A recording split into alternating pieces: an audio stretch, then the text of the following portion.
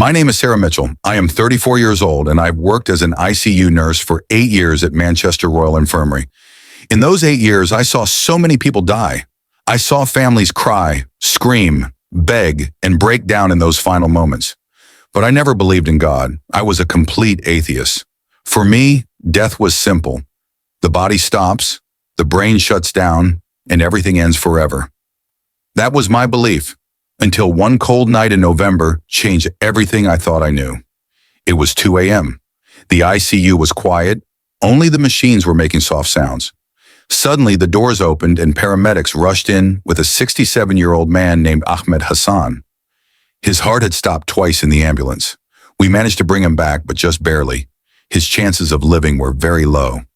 Behind the paramedics came his family, his wife Fatima, their 2 sons, and a daughter. I expected fear and panic, but they were calm, not shocked, not pretending, a deep calm that I had never seen before. Fatima came to me. Her eyes were full of tears, but her voice did not shake. She asked if she could see her husband. I said yes, but warned her that he might not survive the night. She nodded and told me something I will remember for the rest of my life. Do not be sorry. He lived a good life. Inshallah, if Allah wills, he will be in a better place. I froze. She believed death wasn't an ending, just a door to another place. I wanted to tell her she was wrong, but I couldn't, because in 8 years, I had never seen a family face death with this kind of peace. All night they stayed with him. They prayed softly in Arabic. They held his hand. They spoke gently to him. At 3 a.m., when his heart rate dropped again, we rushed to help.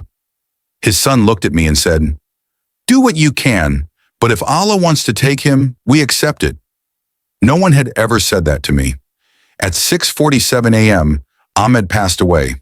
When I told Fatima, she whispered, "Alhamdulillah," thanking God. Even after losing her husband, she still thanked God. I could not understand it. That moment stayed in my mind for weeks. 2 weeks later, another Muslim patient arrived. A 52-year-old woman named Amina with a serious brain bleed. Again, her family was calm, peaceful. I finally asked her mother, "How are you so calm when your daughter could die?" She smiled softly and said, "We believe Allah knows what is best. If He takes her, her time has come. If He gives her life, He has more for her to do. We trust Him either way." Then she handed me an English Quran and told me I could read it if I wanted. I surprised myself by saying yes. That night I opened the Quran. A line struck me immediately. "To Allah we belong, and to Allah we shall return." I read it again and again. I felt something move inside me. For the next 3 months I read more. I watched videos. I asked questions. I spoke to Muslim co-workers. Slowly my belief began to change. Maybe death wasn't the end. Maybe I was wrong all these years. Then in February, something happened that I will never forget. A 45-year-old man named Khaled came in with a massive heart attack. We tried to restart his heart for 40 minutes, but nothing worked. The doctor was about to call the time of death. Khaled's brother stood in the corner praying, and without knowing why, I whispered in my mind, "If you are real, please." At that exact moment, the heart monitor beeped. Once, twice, then a real heartbeat appeared. The doctor froze. We all did. But it was real.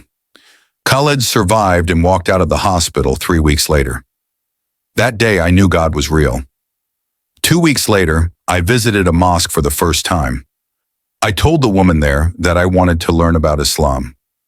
On March 15th, I took my Shahada. I cried from peace, not fear. My life changed after that. I started praying. I began wearing hijab. Some people supported me. Others were shocked. But for the first time, I felt purpose. I still work in the ICU, and I still see death every week. But now I pray for my patients. All of them. I pray they find truth before their final moment, because I almost missed it. I almost lived and died without knowing. But Allah guided me, and now I know death is not the end. It is only the beginning of something greater.